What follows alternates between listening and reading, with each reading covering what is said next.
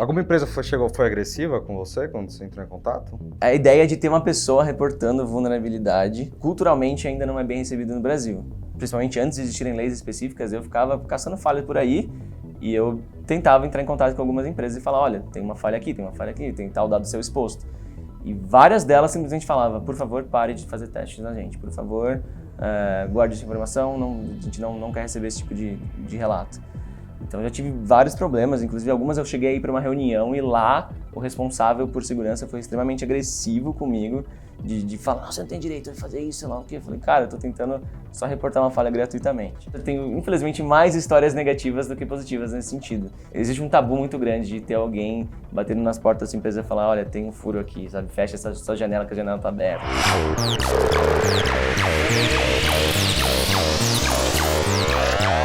Gabriel, muito legal ter você aqui no Tecmundo com a gente. Eu não sei se você sabe, mas você foi um dos caras mais pedidos pelos nossos leitores para vir aqui. Nossa, que honra! A gente fez uma enquete lá na comunidade. Pô, quem vocês querem que a gente traga? Não sei o que assunto. Você vê lá, putz, mais de 20, Gabriel Pato.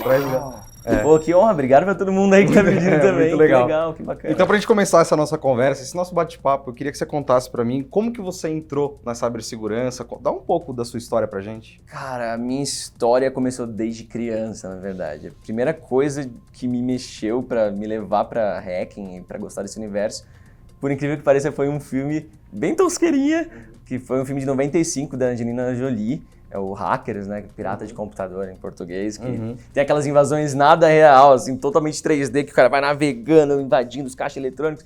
Bem dramático, né? Exato, assim, bem hollywoodiano, nada de códigos, era só gráfico 3D a invasão. Mas eu tinha 10 anos ali quando eu assisti e aquilo me falou, nossa, é muito legal esse universo. E eu comecei a devorar tudo que eu podia desse assunto desde os 10 anos de idade. Então eu comecei a estudar programação, comecei a comprar esses livros e ver todos os sites. Na época não tinha os buscadores, não dava para achar bons sites, tinha muito conteúdo falso sobre isso, mas eu ia devorando tudo, testando e tentando aprender por conta própria. Que tipo de estudo que você fazia assim? Que tipo de livros que você costumava ler e mais ainda, que tipo de livros ou que estudos você acha que uma pessoa que quer entrar nisso tem que ter? Na verdade, eu sempre falo que a primeira coisa que você tem que descobrir é o jeito que você aprende, é como aprender. Eu nunca fui o cara de ler o livro do começo pro final, seguindo passo a passo, acho que eu sou muito ansioso e não funciona muito comigo. Então eu sempre pegava livros para consultar partes aleatórias deles e tentar pôr em prática. O que me fez aprender foi testar na prática. Então, outra coisa que me fez aprender foi sempre ler código-fonte dos outros, então baixava códigos, modificava, e aí eu ia assimilando, nossa, mudando isso aqui, faz tal coisa. Então foi muito tentando levar na prática. Mas eu pegava de tudo quanto é livro, desde livros que diziam ser conteúdos sobre hackers, a maioria, na época pelo menos, era realmente conteúdo bem fraquinho, mas dali você tira uma lição a outra, principalmente quando você tenta colocar na prática e você começa a perceber o que tá válido e o que não tá. Mas também, como eu falei, códigos e tudo. Na verdade, assim, eu tentava aprender tudo sobre TI como um todo. E o hacking acaba sendo uma consequência disso, é você conhecer a base e fazer o processo inverso, né? Hoje tá mais fácil? Aprender? Com certeza, tem muito mais conteúdo acessível, fácil de você encontrar, tem conferências, tem livros melhores para as faculdades com assuntos bem mais próximos do universo hacker. Acho que já está bem mais disseminado, assim.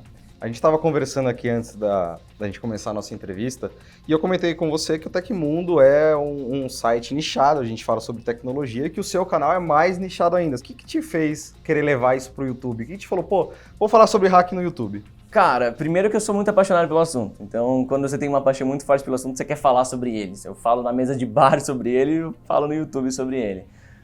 Mas como a minha esposa é influenciadora e eu tô sempre convivendo com influenciadores, eu sempre fiquei vendo essa produção de conteúdo para YouTube e achei um formato legal. Só que eu sempre tive ciência de que o conteúdo técnico de hacking, se você só fizer um Ctrl+C, Ctrl+V para o YouTube, não vai funcionar. Então o YouTube tem todo um formato feito para o YouTube, um tempo específico, uma forma como você se comunica no YouTube, porque o YouTube é entretenimento.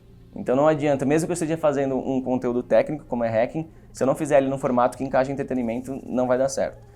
Então eu acho que eu topei essa missão, porque eu sempre vivi muito desses dois lados, o lado técnico de hacking e o lado de ver o formato de YouTube com a minha esposa e com outros influenciadores.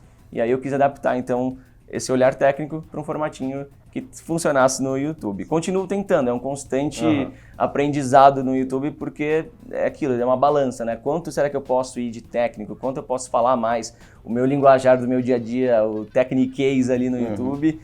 Até que difícil ponto... você, né? Porque são outras pessoas que estão assistindo, né? Exato. Pô, eu preciso, como eu vou explicar o que é certas ferramentas? Exato. Se eu falar um lado muito técnico, algumas pessoas vão começar, sabe, o meu vídeo não vai impactar tanto algumas pessoas que vão começar a ficar viajando ali. E eu tenho que despertar a curiosidade dessa galera. Então, assim, aos poucos eu fui entendendo que a minha missão dentro do YouTube é fazer os olhinhos da galera brilhar pra tecnologia. Porque, assim, nas conferências que eu vou, nas feiras, eu recebo muito, os meus inscritos vêm conversar comigo, vêm trocar ideia. E o que eu mais escuto é, cara, eu troquei de curso na faculdade depois de ter visto um vídeo seu. Tipo, eu tava desistindo de tecnologia porque eu achava tudo muito chato e aí eu vi seu vídeo e comecei a ganhar gosto pela coisa. Isso é o que mais me toca, assim, é o que faz valer a pena. Porque eu vejo que, tipo, pô, tecnologia é muito legal, eu sou muito apaixonado por isso. Talvez as pessoas só não estejam olhando com os meus olhos. Então eu tento passar no YouTube um jeito da galera aprender e ver o meu universo de uma forma divertida, sabe? Sim, legal. Eu conecto muito com coisas que a galera goste bastante, como o fato de games. Então tem muita gente que me acompanha que tem a idade de curtir games, joga jogos online, até pelo público também da minha esposa, que é influenciadora de jogos e também tá muito presente. Qual é o nome da presente. sua esposa? A Diana Zambrazuski. Ela é streamer, né, do Facebook Gaming, faz lives todos os dias e tem canal no YouTube também. E muito do público dela também me acompanha, então é a galera que curte jogos. Então eu tento ensinar, vamos falar de ping em jogos online, então a gente tá falando de conteúdo de redes, mas ao mesmo tempo a gente tá falando no linguajar daquela galera que tá acostumada com jogos, que vê pings o dia inteiro. Bacana. Agora eu quero que você faça meu olhinho brilhar, já que você falou que você gosta disso. E eu fiquei sabendo que você descobriu uma vulnerabilidade muito legal no Facebook Gaming. Conta mais sobre isso pra gente. Cara, como eu falei, minha esposa ela é streamer lá, né? Então ela foi inclusive a segunda contratação do Facebook no Brasil. E a gente acompanhou aí o início do programa de Facebook Gaming, que para quem não sabe é um programa de streamers, né? A galera joga ao vivo no Facebook. Eles trouxeram esse programa de fora para cá e fizeram várias contratações de streamers. Então eu estava acompanhando esse movimento dele surgindo no Brasil e acompanhando as funcionalidades da plataforma. E uma das coisas que mais eu sentia falta, né, no Facebook Gaming eram aqueles overlays que tem nas lives. Sabe quando alguém faz uma doação na live, aí vem uma animaçãozinha falando fulano de tal... Essa animação é um overlay. Isso é um overlay. E não tinha como fazer isso no Facebook Gaming. E faz muita diferença nas lives. E aí eu resolvi desenvolver para minha esposa um programinha para ela usar.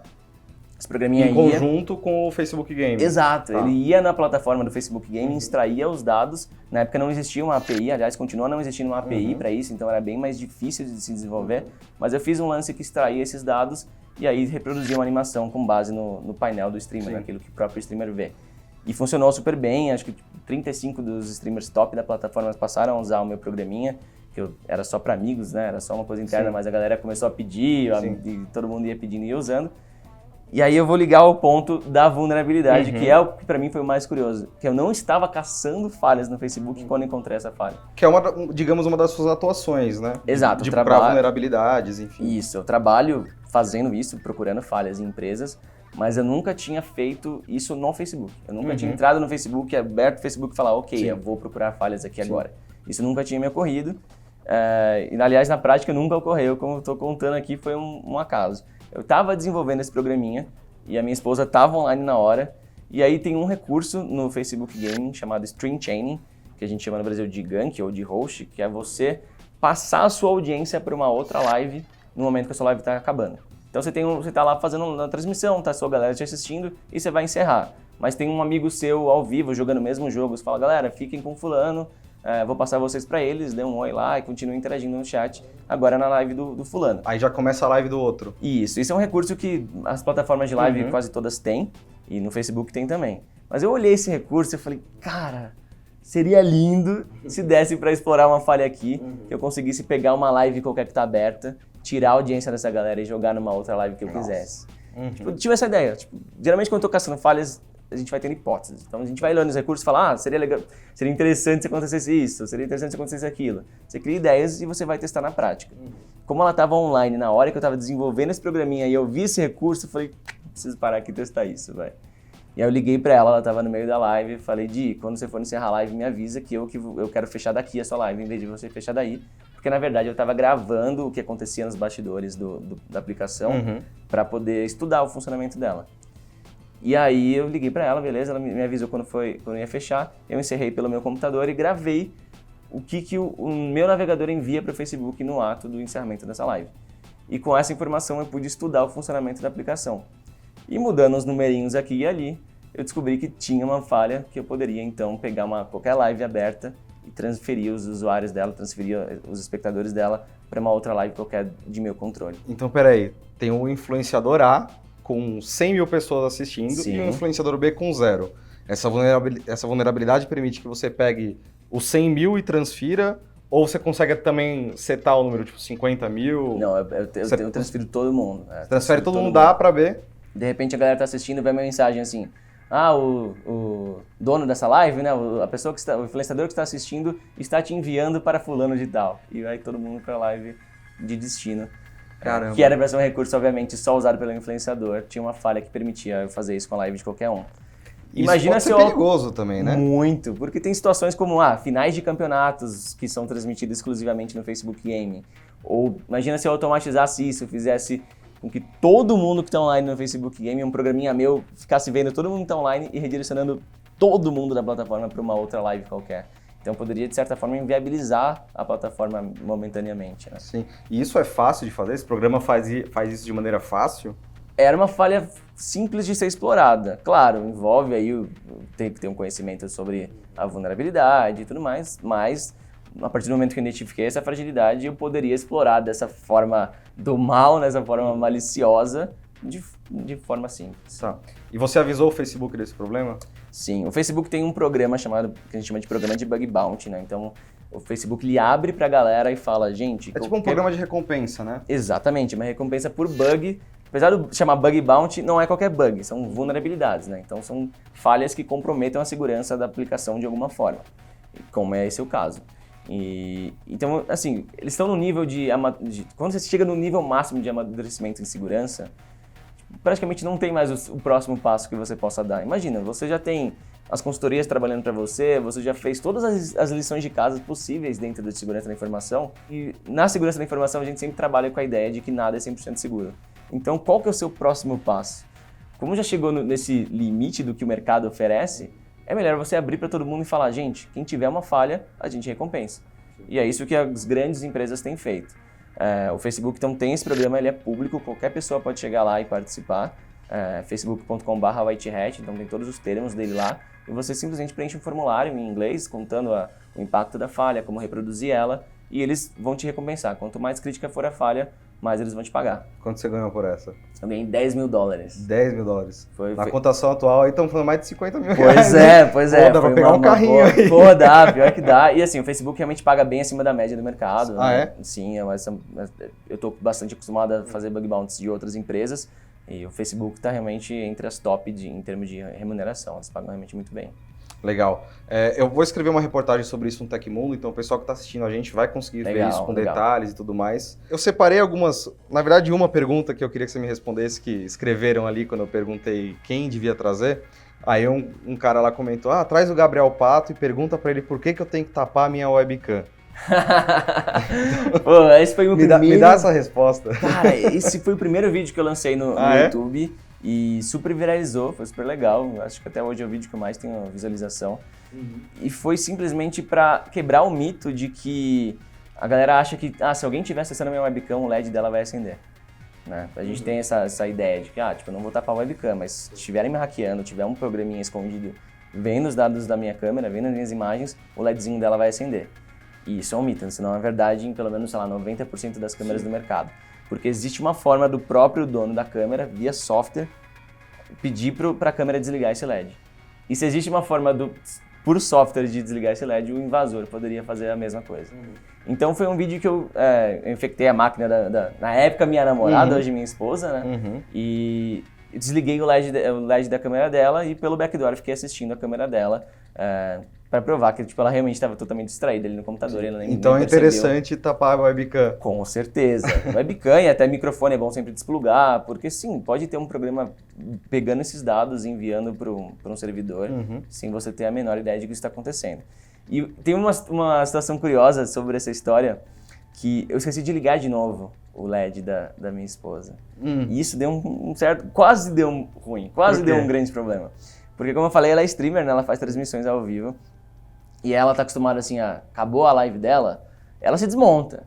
Então, tipo, tá toda maquiada, com um monte de roupa bonitinha, uniformizada da live dela. Acabou a live dela, ela tira a blusa, lá, o que fica à vontade. Ela tinha acabado a live dela e ela transferiu a galera dela pra uma outra live com esses recursos que eu comentei. Só que ela tinha esquecido de fechar a transmissão dela. Então, algumas pessoas ainda estavam vendo o vídeo dela. E ela tava à vontade, porque o LED tava apagado. Ela achou, tipo, acabei minha transmissão. Quando ela começou a assistir a live dessa outra pessoa, essa outra influenciadora avisou: Diana, estão falando aqui pra você fechar a câmera. E ela, nossa, eu tô ao vivo ainda. Deus. Ela gelou. E, obviamente, ela me culpou totalmente por isso. Por sorte, naquele dia, ela ia ter uma outra gravação depois. Então, ela não se desmontou como ela costumava. Então, não transmitiu nada de errado. Não teve nudes por culpa do próprio hacker marido dela. Mas eu ouvi boas ali, pode ter certeza. Que bom.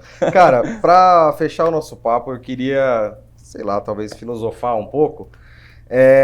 A palavra hacker está muito em evidência ultimamente, né? Cenário político, agora é hacker ataca aqui, não sei o que lá, o meu WhatsApp. Sim. Você acha que isso faz bem para o cenário ou isso é uma coisa ruim para o cenário? Olha, eu acho que por um lado é positivo, eu acho que está todo mundo mais ciente da existência de profissionais de segurança da informação. Por outro lado, tem aquela questão de sempre associarem a ideia do hacker com um criminoso, o que não é verdade. Tem muita gente que fica martelando aquela, não, tem que usar cracker para criminoso. Eu sou um pouco contra isso, principalmente agora que eu sou influenciador e eu vejo que, cara, a mídia tem poucos segundos para noticiar algo. Se ela ainda for introduzir um novo... Hacker já é confuso. Se for introduzir mais cara, um termo... a coisa que mais me desgraça a cabeça é quando eu vejo jornalista usando cracker. É uma palavra em desuso já. E, cara, ninguém diferencia a profissão, não muda o nome de uma profissão. Cara, é tudo hacker. Vamos falar, o cara que fabrica uma bomba, ele é um engenheiro químico da mesma forma que o cara que trabalha na farmacêutica. Assim. Então, o que muda é a ética. Sim. O cara é hacker. Ele pode ser ético e trabalhar direitinho como eu faço, ou ele pode ser criminoso e trabalhar e invadindo contas bancárias. Ele é o mesmo conhecimento, muda a ética dele, né? Então eu defendo mais esse lado, continuar usando o termo hacker, eu acho que complica muito introduzir um segundo termo, como você bem colocou, e muda a questão da ética. Mas sobre ser positivo ou não, acho que é legal, assim, tem mais pessoas conhecendo esse lado da TI, esse lado de segurança, principalmente do lado da segurança ofensiva, de ter alguém que caça falhas mesmo. E mais pessoas estão se apaixonando por isso. Claro, tem algumas pessoas que se apaixonam pelo lado negativo da coisa, lado criminoso, tem. Mas acho que, no geral, é uma coisa positiva. Eu acho que o teu trabalho ajuda muito nisso. O teu trabalho ajuda muito a desmistificar isso obrigado, também a tirar um pouco essa carga negativa que, infelizmente, essa palavra traz. Obrigado, sinal de que minha missão está dando certo. Valeu, Gabriel. Foi um prazer, obrigado pela presença. Muito obrigado, valeu, cara.